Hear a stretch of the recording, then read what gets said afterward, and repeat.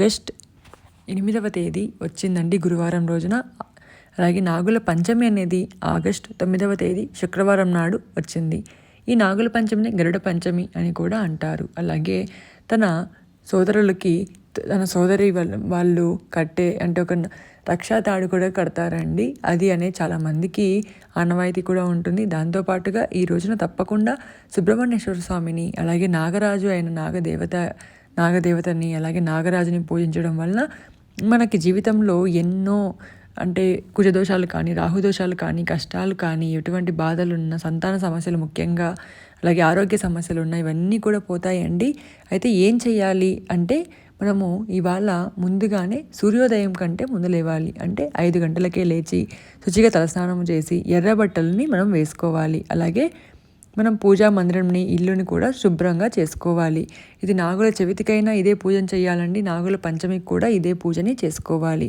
అయితే కొందరు నాగుల చవితి రోజున ఆచరిస్తారు, అలాగే కొందరు నాగుల పంచమి రోజున ఆచరిస్తారు. అలాగే గడపకి పసుపు కుంకుమని అలాగే గుమ్మానికి తోరణాలతో అలంకరించుకోవాలి. అలాగే పూజా మందిరంలోనూ ఇంటి ముందర కూడా ముగ్గులు పెట్టుకోవాలి. మనకి పూజకి గంధము కుంకుమ పసుపును వాడకూడదండి. ఇక్కడ చాలామంది తెలియక పసుపును వాడుతూ ఉంటారు. నాగేంద్రుడు అంటే నాగరాజు శాంతించాలి అంటే గంధముతో మాత్రమే పూజ చేయాలి, పసుపుతో చేయకూడదు. అలాగే కుంకుమ, ఎరుపు వస్త్రము, అలాగే నాగేంద్ర స్వామి పాము పడగ, తెల్లని అక్షింతలు, ఎర్రటి అక్షింతలు, ఎర్రటి పువ్వులు, మందారం పువ్వులు అంటే మనకి రెడ్ కలర్ అయితే మందారం పువ్వులు దొరుకుతాయి కదా, అలా ఎర్రటి పువ్వులు అయితే చాలా మంచిది. దాంతోపాటుగా నైవేద్యం కోసము చెలిమిడి, చిన్న చిన్న ఉండ్రాళ్ళు, వడపప్పు, నల్ల నువ్వులతో చేసిన లడ్డూలు, అరటి పండ్లు ఇవన్నీ కూడా మనకు కావాలండి. అంతేకాకుండా మనకి గుడిలో మనము దీపం పెట్టడానికి ఎర్రటి ప్రమిదలు అంటే మట్టి ప్రమిదలు అయితే తీసుకొని వెళ్ళాలి. అలాగే ఆవు నెయ్యితో ఈరోజున దీపారాధన చేస్తే చాలా మంచిదండి. దానికోసం 7 ఒత్తులతో మనము 7 ఒత్తులను ఒకటిగా చేసి దీపం అనేది వెలిగించాలి. అయితే మనము పూజ అనేది ఫస్ట్ ఇంట్లో చేసి ఆ తర్వాత గుడి దగ్గరికి వెళ్ళాలండి.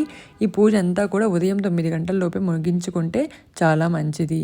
అలాగే ఈ రోజున ప్రత్యేకించి గుడిలో అలాగే దేవుడి గదిలో కూడా పడమర దిక్కున తిరిగి పూజించాలి. అలాగే నుదుటిన కుంకుమ పెట్టుకోవడం మాత్రం అస్సలు మర్చిపోకండి. దాంతోపాటుగా ఈ రోజు 108 సార్లు మనము ఓం నాగరాజాయ నమః అని మనం జపించుకుంటూ పూజ చేసుకోవాలి.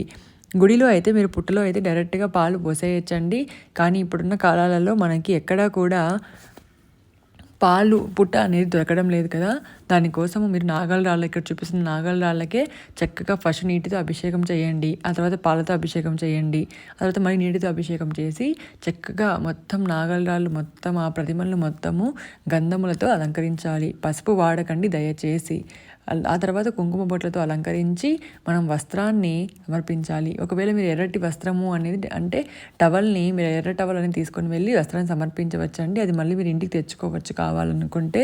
ఆ తర్వాత ఒక తెల్లటి దారాన్ని తీసుకొని పసుపు నీటిలో అద్ది అక్కడ 3 చుట్లు మనము ఆ చుట్టూ అంటే పుట్టు చుట్టూ కానీ ఇలా చెట్టు చుట్టూ కానీ మనం 3 చుట్లు అనేవి చుట్టాలండి. ఆ తర్వాత మనము ఈరోజు కర్పూర హారతి ఇచ్చే కంటే ముందు కూడా నాగ అష్టోత్తరము, నాగస్తోత్రము, నాగస్తుతి అలాగే నాగేంద్ర సహస్రనామాలు ఇలా ఏదైనా ఒకటి చదువుకొని ఆ నాగేంద్ర స్వామిని మనం మొక్కుకోవచ్చు అనమాట. అలాగే ఈ రోజున అంటే నాగపంచమి రోజున కానీ నాగ చవితి రోజున కానీ ఇంటికి వచ్చే ముత్తైదువులకి నాగేంద్ర నిత్య పూజ అలాగే నాగదోష పరిహారము అలాంటి పుస్తకాలు ఉంటాయండి. అలాంటివైనా పుస్తకాలు పెట్టి మీరు తాంబూలం అనేది ఇవ్వచ్చు. లేదు అనుకుంటే మామూలుగా అయినా మనం తాంబూలం ఇవ్వచ్చు. మన ఇంటికి ఎవరు ముత్తైదువులు వచ్చే మనకు అక్కడ లేదు, మనకు ఆ ఫెసిలిటీ లేదు అన్న వాళ్ళు అక్కడే గుడి దగ్గర ముత్తైదువులు ఉంటారు కదండి, అక్కడే ఒక 3 తాంబూలం ఇస్తే సరిపోతుంది.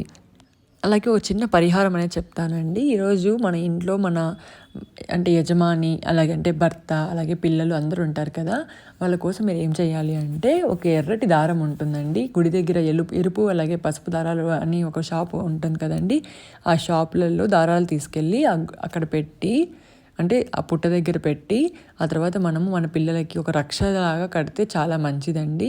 ఇది చాలామంది రాఖీ పండుగ అనేది మనకి ఎప్పటి నుంచో అనేది ఇది నార్త్ ఇండియన్స్ నుంచి మనకు అలవాటైతే వచ్చింది. కానీ అంతకంటే ముందు పురాణాల నుంచి కూడా మనకు రక్ష అనేది అంటే ఒక తాడుని తీసుకొచ్చి తన సోదరులకి తన సోదరిమణి కడుతుందనమాట. అలా కూడా కట్టుకోవచ్చు. మన పిల్లలకి అలాగే యజమానికి అలాగే రక్షలాగా మనం ఈ రోజున ఆ తాడు అనేది కట్టుకోవచ్చు. మనకు వాళ్ళ దగ్గరైనా మనము కట్టించుకోవచ్చు. ఆ తర్వాత టెంకాయని మనం అంటే కొబ్బరికాయని సమర్పించి ఆ తర్వాత మనం అక్కడే కాసేపు కూర్చొని చక్కగా దీపారాధన చేసుకొని ఇంటికి వచ్చే ముందు అక్కడ వచ్చే వాళ్ళందరికీ కూడా కొంచెం ప్రసాదం పంచుతూ దారిలో మనకు కనిపించిన వాళ్ళకి మనము చేయాలండి, అంటే ఇవ్వాలండి.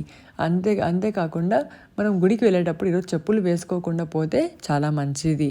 అంటే చెప్పుల కంటే కూడా చెప్పులు లేకుండా అలాగే వెళ్ళి ఆ తర్వాత ఇంటికి రావాలండి. అలా వస్తే చాలా మంచిది. అండ్ ఇంకోటి ఏం చెప్తారు అంటే, మనం పుట్ట దగ్గరికి వెళ్తాం కదా, అప్పుడు ఇంటి ముందు ముగ్గు వేయకూడదు. ఆ తర్వాత ఇంటి దగ్గర నుంచి వచ్చాక, అంటే పూజ దగ్గర నుంచి వచ్చాక మనం ఇంటి ముందు ముగ్గు వేయాలి అంటారు. ఇది మా అమ్మ నాకు చెప్పింది. దీనికి కారణం అయితే నాకు తెలీదు. ఒకవేళ మీరు అలా చేస్తారంటే మీకు తెలిస్తే నాకు చెప్పండి ఎందుకు అని. అలాగే పెళ్ళి కాని వాళ్ళు కానీ, పిల్లలు లేనివారు కానీ, ఆరోగ్యం సరిగ్గా లేనివారు కానీ ఈరోజు చాలా పవిత్రమైన రోజు, మంచి రోజు. శ్రావణ మొదటి శుక్రవారము, అలాగే గరుడ పంచమి, నాగుల పంచమి, దాంతోపాటుగా శుక్రవారం రావటం చాలా మంచిది. కాబట్టి మీరు ఏం చేస్తారంటే రాహుకాలంలో అంటే 10:30 నుంచి 12 గంటలలోపు మీరు ఒక దీపం అనేది అక్కడ పెట్టండి. ఆవు నెయ్యితో, అంటే రాగి చెట్టు, వేప చెట్టు, ఇలా నాగల రాళ్ళు ఉన్న చోట, ఏ గుడిలో అయినా రాగి చెట్టు దగ్గర వేప చెట్టు ఉంటుంది, దాని దగ్గర నాగరాలు ఉంటాయి కదా, ఆ దీపం అనేది పెట్టి మీ మనసులో కోరికను నెరవేరాలని తప్పకుండా మీరు మనసారా కోరుకోండి. ఆ నాగేంద్రుడిని తప్పకుండా అయితే నెరవేరుతాయండి. అది పెళ్ళి కానివ్వండి, వివాహం కానివ్వండి, ఉద్యోగం కానివ్వండి, ఆరోగ్యం కానివ్వండి, సంతానం కానివ్వండి, అన్నీ కూడా నెరవేరుతాయి. అయితే ఇప్పుడు గుడికి వెళ్ళలేరు చాలామంది, అలాగే వాళ్ళకి పుట్టలు ఉండవు, నాగల్లాలు ఉండవు. మరి ఇంట్లో ఎలా చేసుకోవాలి అన్నవాళ్ళు, అలాగే పుట్ట దగ్గర చేసి ఇంట్లో కూడా ఎలా చేసుకోవాలనేది ఇప్పుడు చూద్దాం.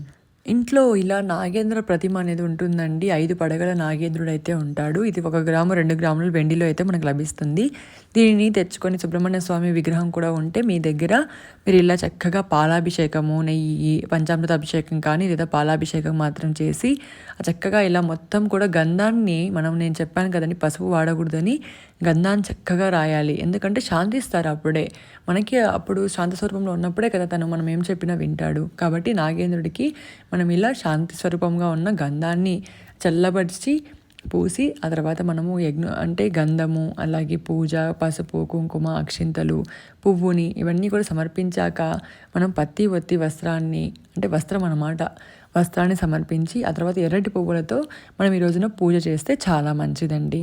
మీరు గుడిలో చేసినా కూడా ఇంట్లో కూడా ఇలా చేస్తే చాలా మంచిది.